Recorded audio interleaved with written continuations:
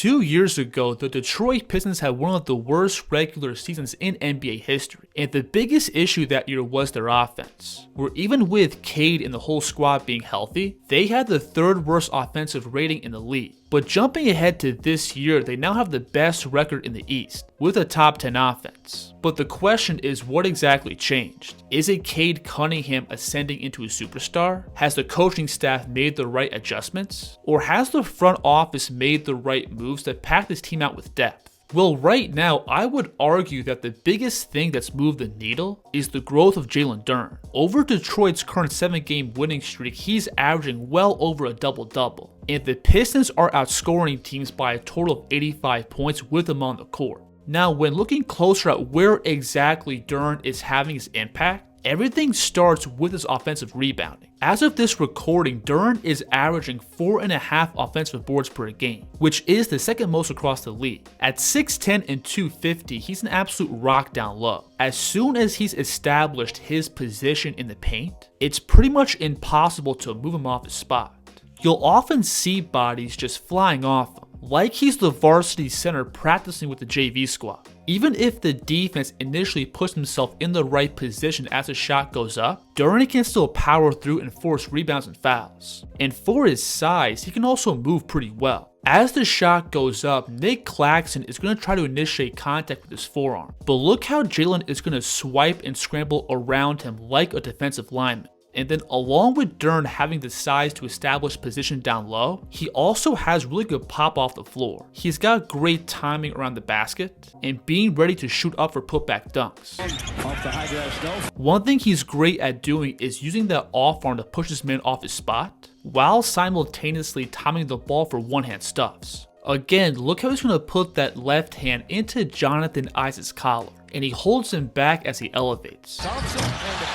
And in general, stuff like this isn't really a foul, because when shots go up, the league does allow a lot of physicality. What's also really freaky about Duren athletically is that he also has a really good second jump, being able to shoot up and grab the initial board, to then come down and parachute right back up towards the rim. But again, what really ties everything together is the way Jalen can move the defense off their spot. Look how Patrick Williams is already trying to box him out before the shot goes up, and Jalen just bulldozes him all the way underneath the basket, and then it's right back to gathering and using that second jump to finish. On this board, the defense initially has good position on him, but look how Duren is just going to take one dribble, throw that right shoulder into contact, to then pivot across and elevate through his body to finish. So when it comes to offensive boards and putbacks, Jalen Duren has one of the best builds across the league. He's got the strength to hold and carve out position, the mobility to quickly get to spots, plus the quick twitch explosiveness to play above the rim. And then what really ties everything together is Duren's non-stop motor. He's always crashing and throwing himself into contact for all 4 quarters. And as the game grinds on, he often physically breaks the other team's front court. So all those tools from Duren's strength,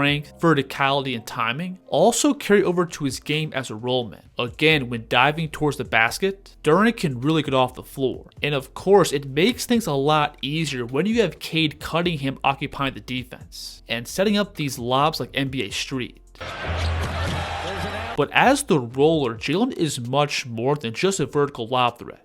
He also has the coordination and balance on the floor to catch in stride and extend to the rim. He can also catch on 2 feet to find his base, to then teleport up towards the basket. These may seem like just your routine catch and finishes, but it takes a ton of control and power to catch the ball in traffic, come down to the floor, and then explode back up towards the rim. There's not many bigs across the league who have this blend of strength, control, and explosiveness. And then while catching the ball on the short rolls, Duren's also comfortable using his dribble to find scoring angles. If the weak side defense rotates across to meet him on the catch, he can just move them off their spot with one hard pound dribble and shoulder burst. Jaren Jackson is one of the best backline defenders in the league, and he's early on his rotation, but Duren can easily take a dribble and bump him off his spot for a finish. But then if the defense is late on that backside rotation, they're going to most likely turn into a screensaver. Detroit will take advantage as they do Now, even if Duren isn't involved in the main action out of pick and roll, he also has a pretty good feel of spacing and movement off the ball. If there's any drive across the baseline, or a double team is being sent from the weak side, he's very good at finding the open spots in the middle of the floor. Drummond here is going to leave him to double Cade on the block, and Duren from above the free throw line just dives towards the rim. You can see a similar thing here, where LeVert attacks his closeout to his left, and as Powell leaves Duren to meet him with the ball, he again finds that space in front of the rim. And then while catching in the middle of the floor like this, Duren's also developed a lot as a passer. If he catches and pulls the backline defense up, he's pretty consistent at finding cutters along the baseline. However, his ability to process the whole court is a little bit up and down. Take this play for example. He's charging towards the basket with a head of steam, and he hones in on this pass towards Rollins on the right side. And I think the better read from here is to Javonte Green. Now, when looking at Jalen's build from a bird's eye view, most of this stuff isn't really that new. At 19, he came into the league with an NBA ready body, and he was already pretty explosive. Based on Duren's build alone, he was destined to be a double-double machine. But what's really scary is that the other parts of his game are also starting to develop. First, his overall patience in the lane has gotten much better. If there isn't an immediate shot or pass, he's comfortable taking an extra dribble to then use his body and footwork to carve out a scoring angle. On the catch here, Brooklyn has two defenders parked in the paint. But watch Duren just take two dribbles to work MPJ down to then turn into a soft hook shot over his right shoulder. I love the pace on this move here, where he's going to again catch with a crowded paint, but watch him take one dribble and float out. And as Ace Bailey shifts off him, look how Duren is going to take one dribble back into that space and rise up for a soft push shot. When attacking the defense while facing up, one of Jalen's go-to moves is this low pickup, where he simply gathers the ball low and brings it up high. And this move is very effective because when charging towards the basket, the defense often has both hands on them, and him swiping the ball up like this is an automatic whistle. And to avoid fouling, the defense will typically pull their hands up, but then that makes it easier for Jalen to find a scoring window. We can see the same thing here. Duren pounds the ball low and Drummond brings those hands up to avoid fouling, but that allows him to step across and find the space to score. Jalen's also surprised me in spots with some advanced footwork. This move here is pretty tough, where right off the catch, he's going to pound the ball and plant that left foot, to then step around with these two long strides. We'll see him hit the same move here off a live dribble, where he's going to again pound the ball and gather off that left foot, to then extend to the basket. Now that ball control and footwork also carries out to Duren's game on the perimeter, where he's been comfortable initiating drives from beyond the three. And because of that ridiculous strength, he can keep things pretty simple. As Alex Sarr steps out to meet him here, all Duren is going to do is swipe with that off arm and pull himself into the straight line drive. This right here is just a simple right to left crossover. And on the pickup, he has the strength to gather through this contact. He misses this shot, but the move is pretty tough, where Duren brings the ball up and drops those shoulders to then transfer the ball back through. But on his way towards the basket, he kind of picks up the ball too early. One thing Detroit has been running a lot of this year are these inverted ball screens with Cade, and these actions are just meant to give Duren the space and matchups to charge downhill. But again, his ball control and pace from these spots has really surprised me. Look at this play. Chris Middleton is going to hedge off the screen, but look how Duren is going to float back and lift up his chest. And as soon as the defense shifts out, he's going to drop back down into a drive. Now, there's many young point guards across the league who don't have this kind of pace out of pick and roll. And then while initiating drives from outside the paint, Duren is also a more than capable passer. If the defense collapses down, he's going to make the right read. Plus, he can also be a passing hub from the top of the key. This is a nice one-hand bounce past the Cade cutting back door. So all these new tools from Duren's ball handling and passing carry over to his play in transition. Throughout this year on any defensive board, Detroit has been comfortable letting Jalen push and lead the break. First, if the defense gives him enough space to charge towards the basket, he's got the ball and body control to bump his way towards the rim. And then if the defense puts multiple bodies in front of him, he has no problem making a simple read as a passer. and pretty much all his reads are just straightforward advance and kickout passes. And stuff like this may not be super eye-catching, but this leads to a really good offense for Detroit. And then on these boards, if Cade or another ball handler is out in front of him, he has no problem pitching it ahead to then spread out and fill a lane. I love this play here, where Duren is going to pitch it back to Cade to then cut behind the defense for this lob.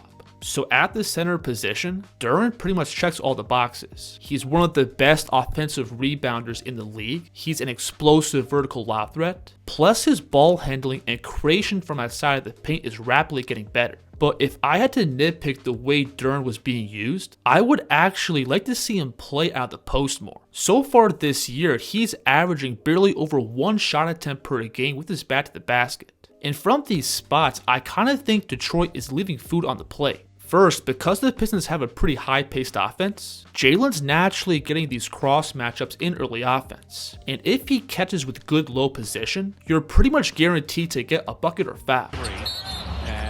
And then if these mismatches try to front him, he's very good at holding position and creating space for more easy catch and finishes. And if he's matched up with the opposing team's big man, he can also bump his way down and set up these baby hooks with either hand.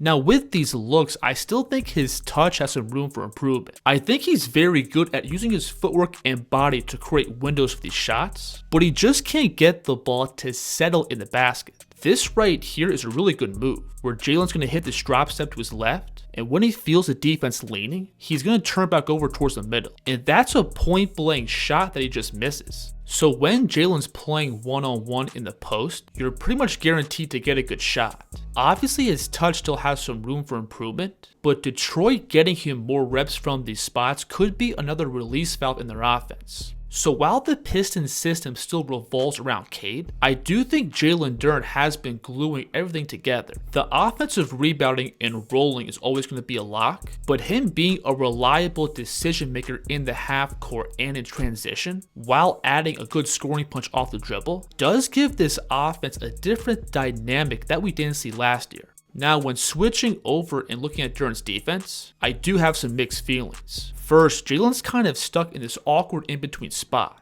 He doesn't quite have the verticality to be an elite rim protector, while also not having the foot speed to switch out against quicker guards. That's pushed him into a vanilla drop defender at a pick and roll, where the idea is for him to sit back to both contain the ball and the roller and force long contested twos. And this coverage can for sure work in spots, but it's also not bulletproof, and it puts a ton of pressure on your weak side defense. And the big issue that it comes back to is that Duren doesn't have a great vertical presence in the paint. If a crafty guard is able to go at him with a head of steam, it's very possible to get floaters and high arcing layups past him. In the paint, Duren also doesn't have great mobility on the floor. If he gets pulled up towards the ball, he has a hard time rotating his hips and recovering back to his man. Maxey here is going to pull him up from the dunker spot, but he can't recover back over to Drummond along the baseline. And that lack of speed also bleeds over to his defense at a pick and roll. He's going to step up towards the level of the screen, and as Alex Sarr catches on this pick and pop, him and Duren are in a foot race to the basket, but Sarr just smokes him.